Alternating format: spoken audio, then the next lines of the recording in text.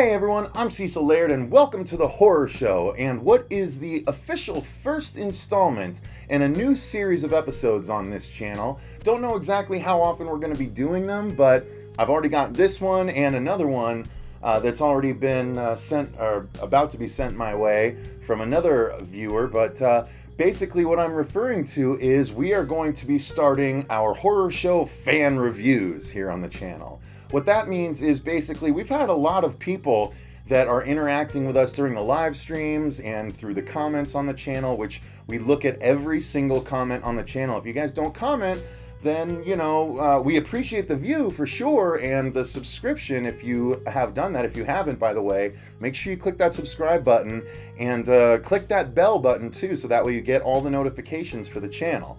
But so you guys know, a lot of the fans, if you haven't been checking out the comments, have been wanting to give their opinion on some stuff that we talk about.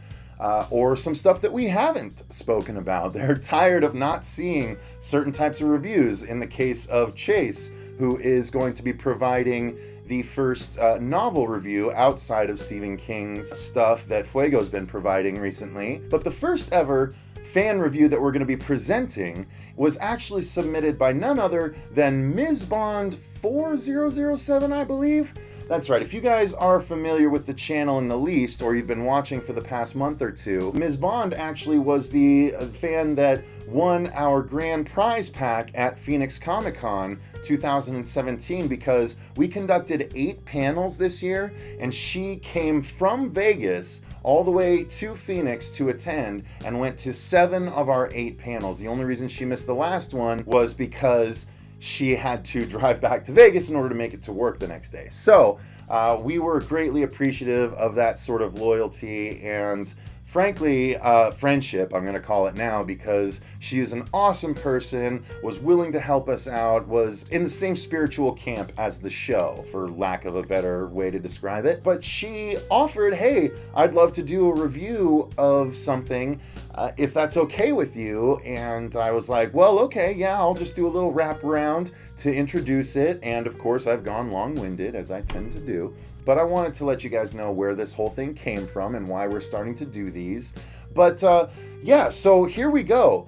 Please welcome, in your silent clapping fashion, because no one's going to hear you clapping, but she'll feel it, I swear, even though she recorded this before. I don't know what I'm saying, guys. Here is Ms. Bond 4007, I believe, is the actual username.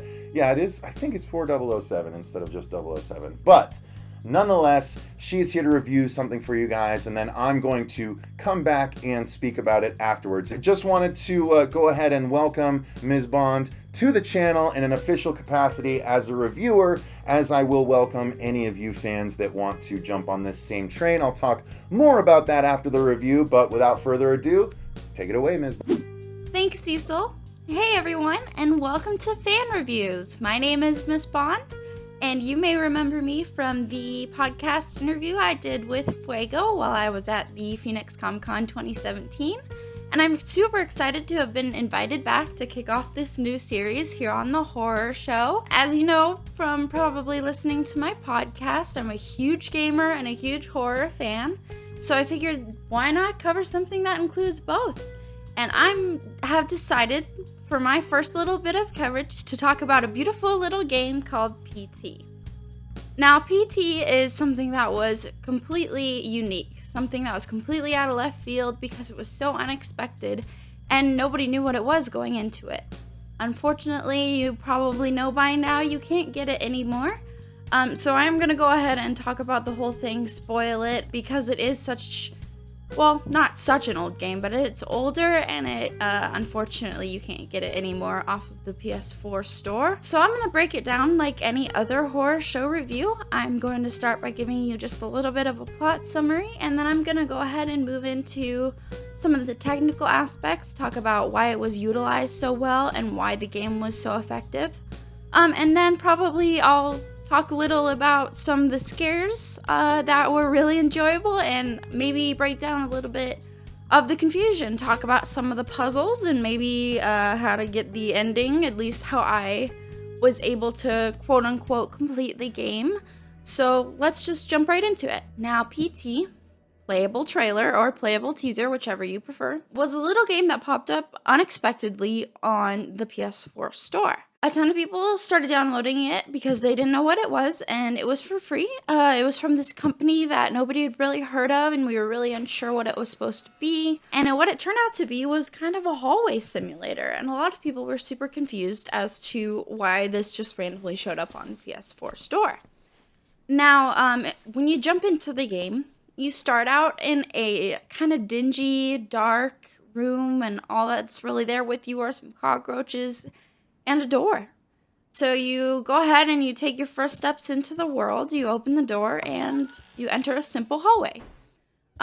This hallway is basically one straight line ahead of you, a turn, and then another straight line to a door that exits the hallway.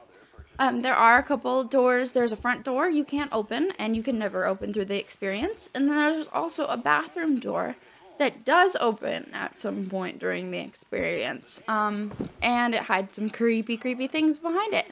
But really, when you get rolling, you notice that there's a clock, and it's set to 11:59, or 1 minute before midnight. And then you'll pass a phone on your left, and you'll take a turn around the corner, and you might hear a radio. If you keep going and you venture past the bathroom door and you stop to listen, you'll be told this story of a family who was brutally murdered by the father. I believe they were like hacked to pieces with a fire axe or a hatchet or something like that. The wife was pregnant, and I believe he had 2 little children, and he was, I believe, deemed insane, and they kind of talked about how the neighbors had been noticing some kind of weird things going on with him, and then maybe one day he finally snapped and he killed the rest of his family.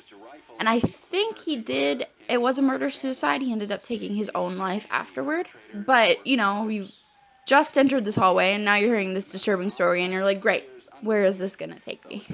So basically, the only choice that you have left is to continue walking forward, and you enter a door that leads you down a few wooden steps, and you open the door in front of you. And all of a sudden, you're back at the beginning of the hallway, and you're like, wait a second, I was just here. This just happened. What's going on? And you, venture through the hallway again. You check the time. It's still 11:59. Nothing's really happening. The radio's still going, and, you keep walking. And eventually, if you loop enough, little things will start to happen. You'll notice maybe little sound changes, little whispering in your ear. You'll notice that the lighting will start to change. It might go darker as you progress, or the light may change altogether. There are a few times throughout the experience that lighting is utilized in that it changes the color of the hallway to, I believe, there's a red segment and a green segment, which both completely contribute to a different mood.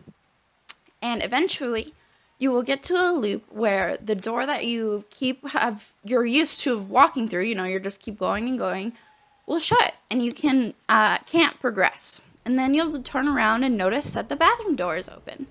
So you go ahead and you take your steps in there, and you pick up the flashlight on the ground, and the bathroom door closes on you. So you get stuck in this gross little bathroom with more cockroaches, and it's probably one of the dirtiest, nastiest bathrooms.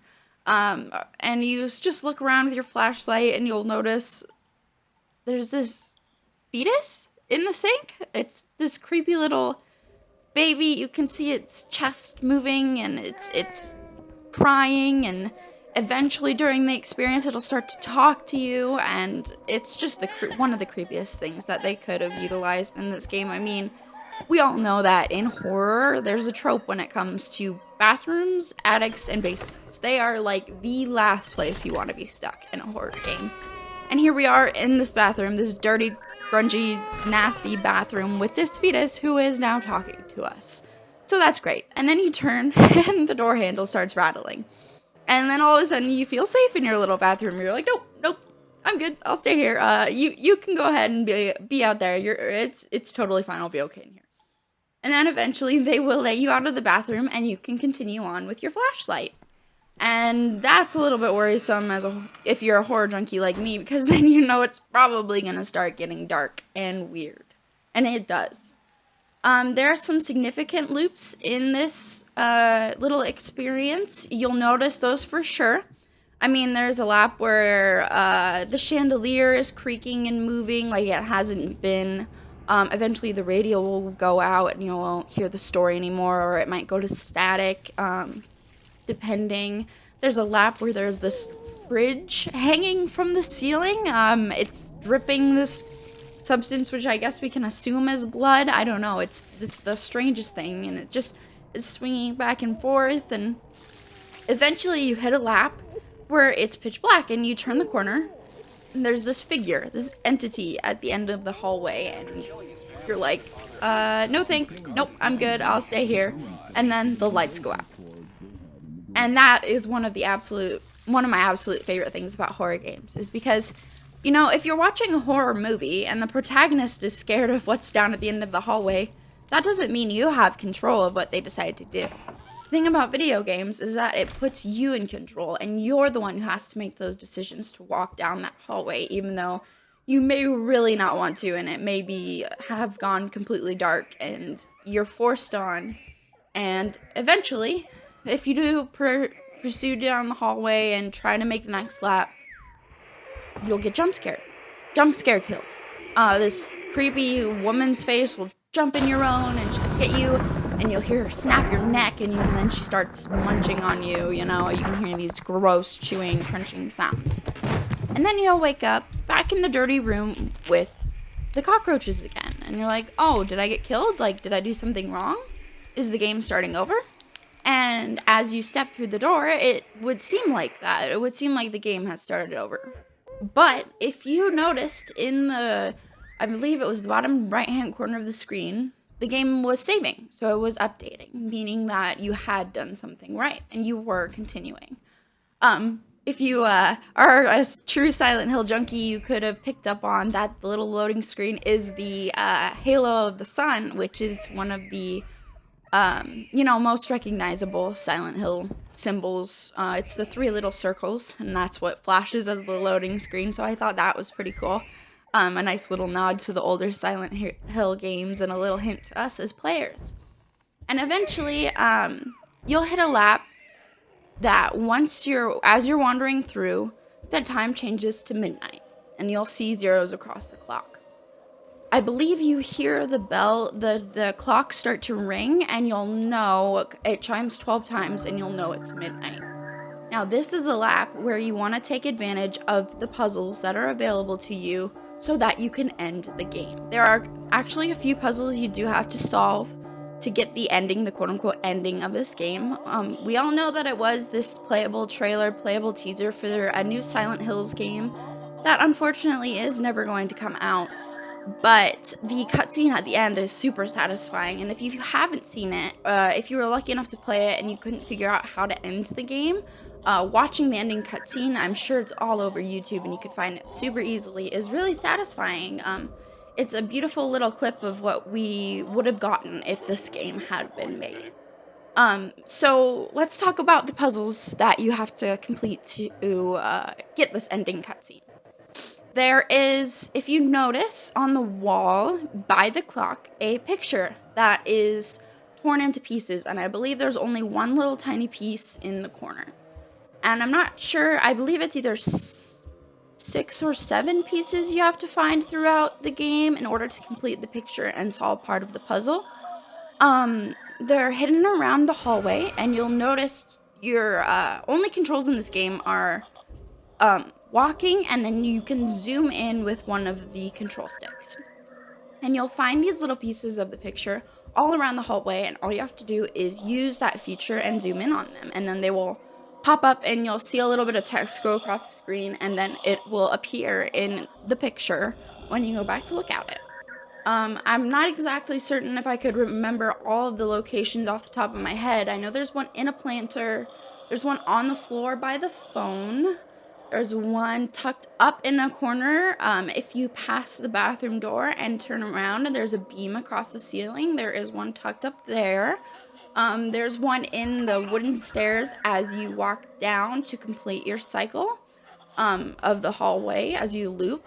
And the coolest one that I think that is one of the best features of this game is in the pause menu. Now, if you pause the game, you'll notice that on the left-hand side of the screen, there is this image.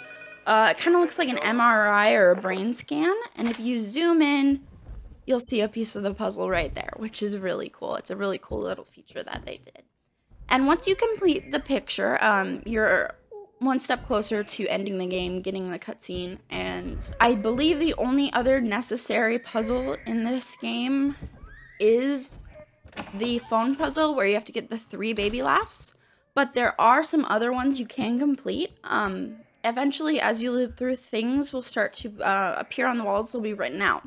There's this one little segment that says, I can hear them calling to me from, and then there's this space. And there's no other writing for a little while. Eventually, in the last room, as you make your loops, there will be a little message above the door that says something along the lines of, forgive me, Lisa, there's a monster inside of me. And then, as you loop, you'll notice that there's this little hello that pops up in all capitals by the telephone.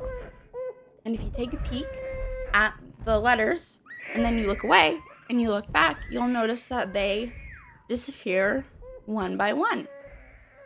And if you look down the hallway, you'll see them pop up at the end of this little script that says, I can hear them calling to me from, and your goal is to get it to spell out hell.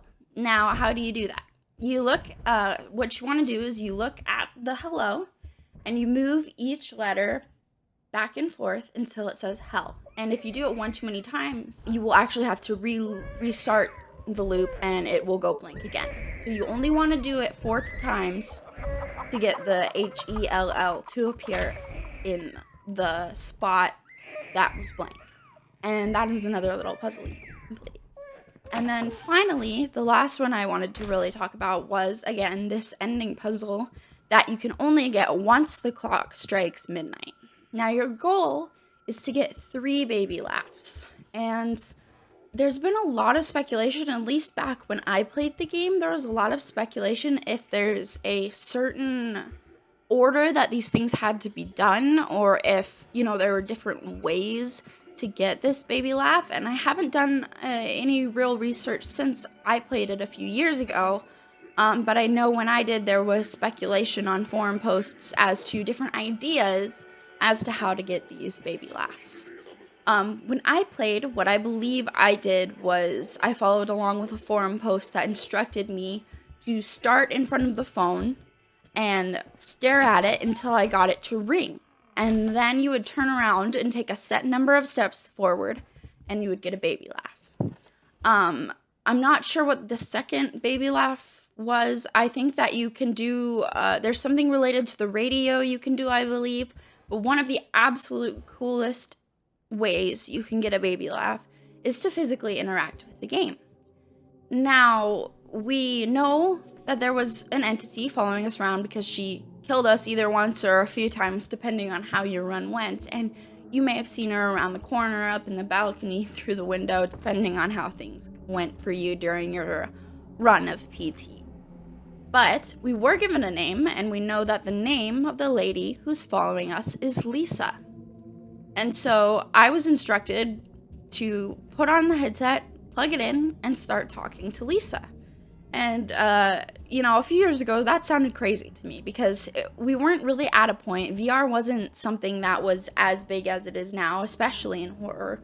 And it just seemed something like that was ridiculous. There's no way this game is going to understand that I'm trying to talk to it. But it worked.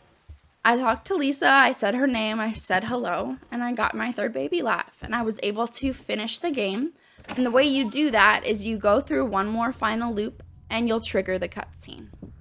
And it's a beautiful little cutscene of Norman Reedus, which is awesome, walking through his own version of Silent Hill. We only get a little bit, we see him with the flashlight, and we just get a glimpse of what his Silent Hill would have looked like. But it was really cool that they nailed the likeness of Norman Reedus super well. The graphics were beautiful during that cutscene. And it was finally revealed to us that this was going to be a Silent Hill game. Unfortunately, we can all mourn it as we know that it is no longer going to be made. But there is hope for us gamers. We did get Resident Evil 7, which was fantastic, beautifully done in VR. totally terrifying, and a good quote-unquote replacement for what we thought we would get if Silent Hills ever came to be. And we also did get a new studio that Hideo Kojima is running himself, and he is working on a game with Guillermo del Toro called Death Stranding. Now, he's made an announcement that it's not going to be a true horror game or horror experience. It's going to be more of an open world action adventure kind of game, but it definitely looks beautiful. If you haven't seen any of the trailers, I would definitely suggest going to check those out.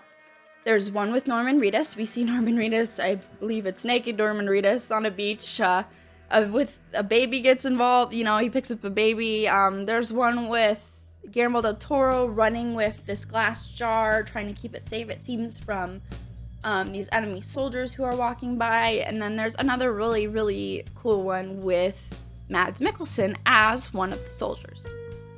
So if you haven't seen those, I would highly suggest seeking them out, because those are beautifully, beautifully done trailers. And I definitely want to give props to PT for being, super high quality for what it was. I understand that you're walking through the same environments, but the changes when they happen are done super well. And the suspense build up in this 30-minute experience is done so perfectly that I would argue it could top and beat out some of these AAA horror titles that we've gotten in the last few years, and it arguably is stronger than maybe some of the full entries we've gotten in the Silent Hill series itself. To name a few, like Homecoming and Downpour weren't that strong, but this is what us true Silent Hill fans really wanted in a Silent Hill game. It was beautifully cryptic, it was wonderfully done, it was scary as heck, and it was approached in such a way as to not be so in your face, but to really creep you out as you turn the console off, or, stick with you as you finished it. And that, I think, is what Hideo Kojima did so well with PT. He created an experience that any true horror gamer would enjoy, love, and find just incredible. I mean, the suspense building, the world building was done so well in this short 30-minute experience. If you haven't played it or you weren't lucky enough to, even though we really can't get it now, I'm not sure if you can find it somewhere on the internet. You might be able to if you seek it out, but at least watch a YouTube playthrough of the game, because it is absolutely still worth experiencing. Solving the puzzles, I think that were really cool. The innovation we saw from PT was really, really well done. And I seriously hope, this step we've taken with VR horror has been huge and amazing in this last just year alone with Resident Evil 7. And I sincerely hope that we are able to take the innovation and the quirkiness, of this physical involvement with the game with us into the future. I hope we are able to interact with games in a way that blows our mind and is not just necessarily VR, even though VR is so interactive and so effective when done right. I just hope that we can incorporate that really cool idea. Speaking to the game blew my mind a few years ago. I had no idea that was possible. And that's why PT was so memorable. It's one of the horror experiences that scared the crap out of me, stuck with me, and it still is something I compare current horror games to. It's definitely probably top 5, if not top 3, of my favorite horror experiences I've ever had, because it was done so effectively. But I just wanted to give you guys a little bit of my experience with the game and to explain to you why I loved it so much. So I'm going to go ahead and hand it back to Cecil. I know he wanted to jump in and give his thoughts and opinions on PT as well. I'm super excited to hear about his experience with the game and what he loved and what he thought was unique and awesome.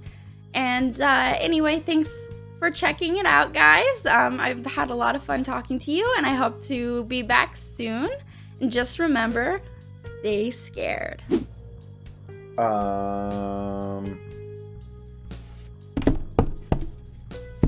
Well, not much else to say, is there? So, cool.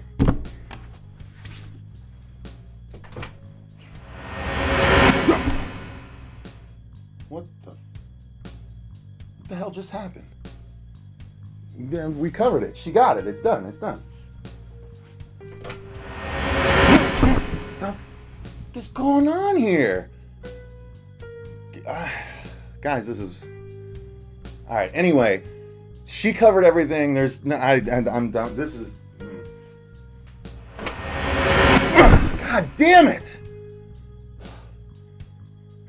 What the hell is going on? Alright, well, guess I'm supposed to give my opinion on this one after all. Not that I mind, really. I just figured Ms. Bond covered pretty much everything in her extensive review. But she did a great job, guys, nonetheless.